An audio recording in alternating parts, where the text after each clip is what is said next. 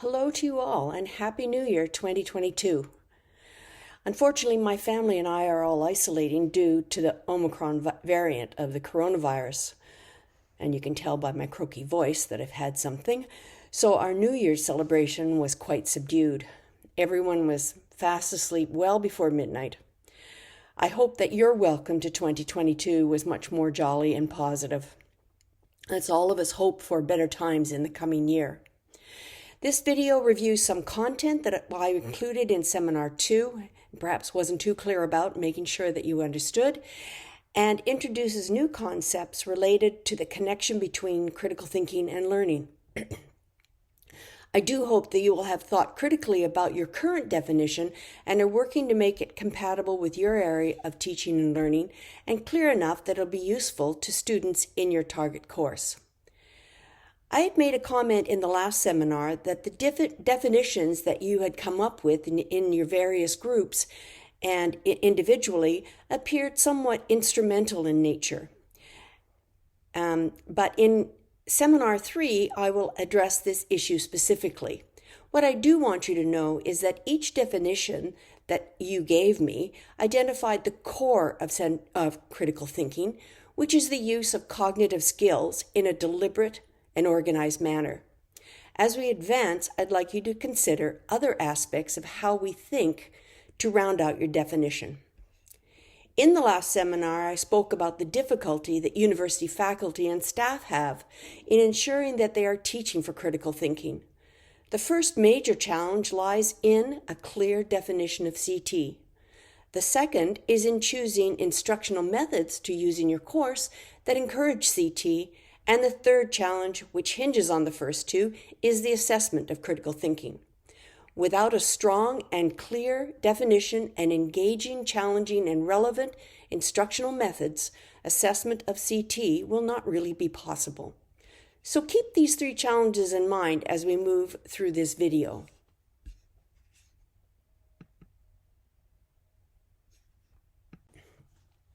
As I emphasized in the prior seminar, students need to find their own voice and take control of their learning.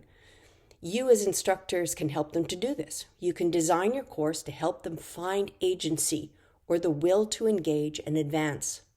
Much of what Dr. Cynthia Corpin will be dealing with in future seminars speaks to this very issue, designing engaged teaching and learning. Students gain confidence and a sense of agency when they are enabled through good instructional methods to become information creators and problem solvers. So how do we support students to become knowledge creators and critical thinkers? In our courses, we have to give them opportunities to do so, and these opportunities must be relevant and meaningful to them. Some of these are probably activities that you do already.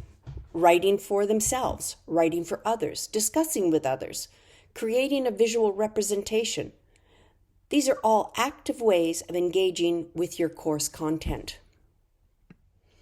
Here is a quotation by Herb Simon that I showed you in the last seminar and asked you to paraphrase that quotation. The notion of influencing learning has implications for how you design and structure your course syllabus, setting course goals and learning outcomes, instructional strategies, and assessment strategies. Each part of this course development process has an impact on how the student engages in learning. Dr. Simon's perspective really came alive for me when I started reading Roland Case's work on how students learn, and his phrase of students working the content, so being engaged with the content.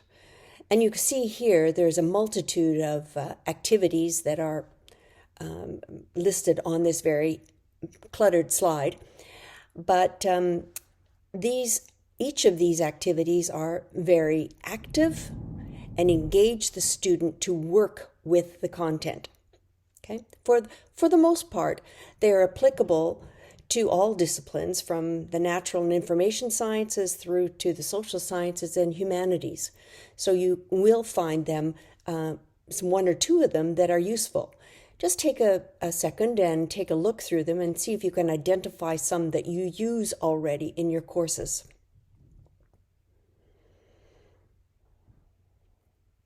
On reviewing this list, you can also note ones that you would like to know more about. And if you send me an email, and I will explain it, or I'll send you a good reference on it so that you might be able to use it in your course. This is not an exhaustive list, and they're very general in tone, but will lead you to think carefully about what instructional strategies you can use to engage your students.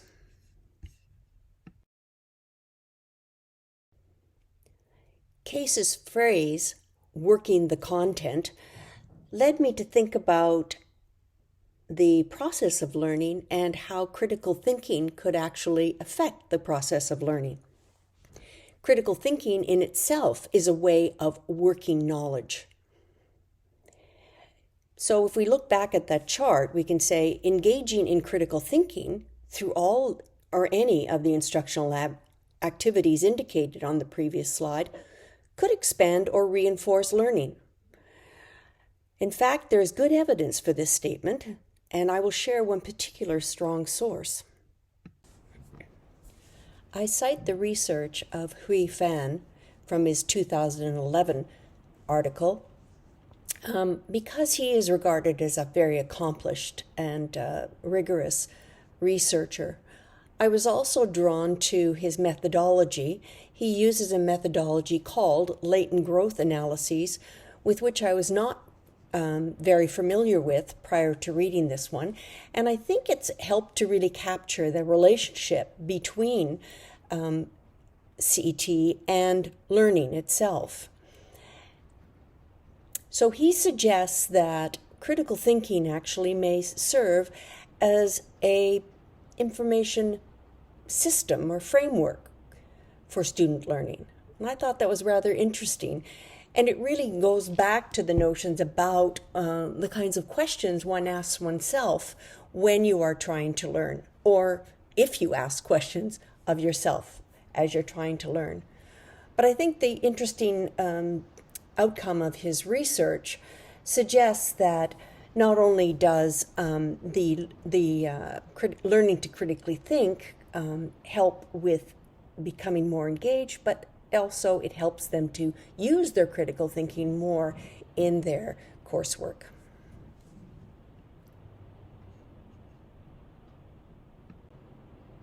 To sum up Fan's work and the work that followed, which has substantiated his position, if we learn to think critically, or if we have learned to think critically, we can actually use the skills of critical thinking to be advantageous to further learning. The crux of this problem here is that students must be guided to learn how to think critically before they can use it. That's pretty straightforward. And I know that there has been some discussion previous to this time that most of our students have not been exposed to the notion of critical thinking, nor have they been guided in how to use critical thinking skills. Most educators who have written about critical thinking agree that a course in critical thinking is not effective, but it must be embedded in a disciplinary course or area of study. That is because there are specific types of critical thinking required for specific areas of study, and also it helps to link it more directly to the area of study.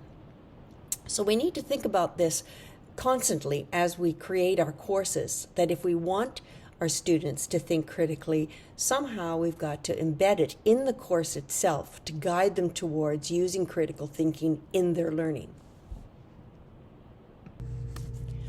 Let's look at a potential second connection between critical thinking and engaged learning. This concept is called metacognition, as you can see on the slide. And both for critical thinking and for learning, metacognition is necessary for a successful outcome. Sometimes it's also called reflective thinking, and you'll see it in definitions of critical thinking. In order to engage in metacognition, you usually have a serious conversation with yourself about how and what you were thinking. You can see from some of the questions that have appeared on the right side of the slide that this is not an exhaustive list, but these are the types of questions that as you are learning or as you are engaged in critical thinking, you will be asking yourself to ensure that you are meeting the standards and goals that you've set for yourself. So very interestingly, you can ask, what assumptions am I making? Are there assumptions I've taken on which may not apply in this situation? Is the evidence or the information that I've gathered actually sufficient to answer the question? And is it actually the right kind of information? So this is just checking on your thinking. It's a very important kind of thinking and is embedded in, as I said, in both critical thinking and engaged learning, at least in successful critical thinking and successful engaged learning. The third connection I'd like to make between critical thinking learning and application and learning in general is the type of intentional cognitive work in which students engage during the learning or the application of CT and in the general learning process. One of the most influential perspectives on learning and the development of expertise, which is defined as a very high level of learning in any discipline, is the work of Anders Ericsson, who is a psychologist from the US. We don't often talk about practice in reference to learning, but think of it in the context of study or repetition. If we look at the characteristics of deliberate practice on the right side of this slide, this is not just repetition, as in memorizing the dates of significant events, the words of a poem, or the elements of the chemical periodic table. Although this type of memorization is necessary within academic circumstances. Rather, in the context of academic learning and the application of CT, it is an effortful and focused process. Students who engage in deliberate practice to learn demonstrate an active interest in what they're doing and will persevere, putting a significant effort into understanding an issue, into solving a problem, struggling with a social dilemma, or to resolve a contradiction, and the like. When instructors set assignments that challenge students' understanding or perspective, deliberate practice generally is necessary to meet that challenge. And because deliberate practice takes time and requires persistence and effort, is most likely the reason why some students resist it or, in some cases, complain about it. Because I designed many instructional and assessment activities that required engagement in deliberate practice for my courses, I had a bit of a reputation as a professor who demanded a lot from students. But most students would also give me the feedback, some a little begrudgingly, that they really learned an amazing amount in my courses. Now, that was very exciting, and I am happy to accept the first comment on being too hard on them, given the fact that they indicate to me that they learn quite a lot. Let me give you an example of a deliberate practice activity. I used this in one of my courses, which was on the neuroscience of voluntary movement. I set 3 large questions. I say large, I mean very complex questions at the start of term, which really encompassed understanding most of the course content. And we talked about the questions in the context of a case study which the students had. They were free to really use any kind of resources and also to work together if they liked and collaborate on what they were doing. They just had to let me know. So what we did in the first class is I gave them the case study and gave them time to draft some answers. Of course, they hadn't taken the course yet. So what we're starting to see as they moved through this answer, or the 3 answers, was what they knew already about the case and some of the concepts in neuroscience. That was at the start of the course. Then I gave it on the 12th week of the course. Same questions, they knew it was coming, and they know it was going to be part of their assessment. And again, there was lots of grumbling and a lot of activity around the time when I gave that case study and the questions. And then on the last week of classes, and in lieu of a major final exam, I gave those 3 questions again. And it was quite amazing how well the students had learned how to use the resources, had learned about the concepts in the course, and had really worked very diligently to be able to answer these questions in a very complete and comprehensive way. Again, there's some people who didn't like it, didn't like that kind of assessment, but again, I was very happy to see the kinds of answers I got and how well they'd applied some of their critical thinking skills and how well they understood the content.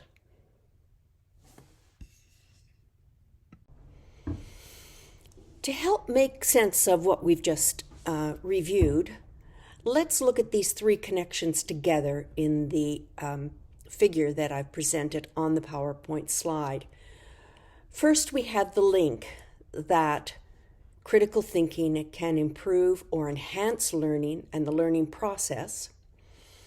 Secondly, both successful learning and critical thinking require metacognition, which is thinking about your thinking and checking ourselves that we are following through in a very systematic fashion. And thirdly, that deliberate practice is an important component in learning to think critically, applying critical thinking skills, and in advancing learning. So we try to see these as sort of in a holistic fashion in this particular diagram. The fourth and final connection between learning and critical thinking arises out of Martin and Salyo's seminal work in the 1990s on student approaches to learning. They determined through their research that students tend to take one of 2 main approaches to learning. As you can see here, we were talking about surface learning, which is related to memorization and reproduction, and deep learning, which is related to finding meaning and putting the information into context. This work is not without its detractors, most likely because of the 2 polar opposite categories, and it's more likely that it is a continuum. However, it's an intuitively appealing framework which can help to guide us in our course design. For the most part, students will respond to what you have written in your course syllabus with respect to expectations for learning, so your learning outcomes, the instructional strategies and activities that you use in your course to support student learning, and of course the manner in which you indicate in your syllabus as to how you will be assessing student learning.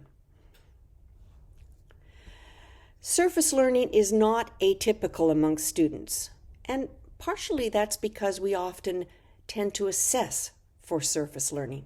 I'll return to this statement later in this video. Both deliberate practice and metacognition are linked to deep learning. It's really all about the conditions that you as an instructor set for the student and the student's willingness to engage in these practices. Returning to Dr. Simon's quotation, now you've seen this a few times now, the student is responsible for learning, but you, the instructor, are responsible for creating the environment in which they learn. That means being able to provide clear goals and learning outcomes for students, so the expectations, the types of instructional activities that you want them to engage in, and the assessment that you will be using that should encourage students to think critically and engage in deep learning. I have included this discussion of the various connections between learning and critical thinking, so you will be aware of the numerous options to consider when preparing your students for learning and the application of critical thinking, and for learning the content of your course and that application. These relationships are powerful ones and could be reflected in your stated learning outcomes, instructional activities, and assessment assignments and examinations.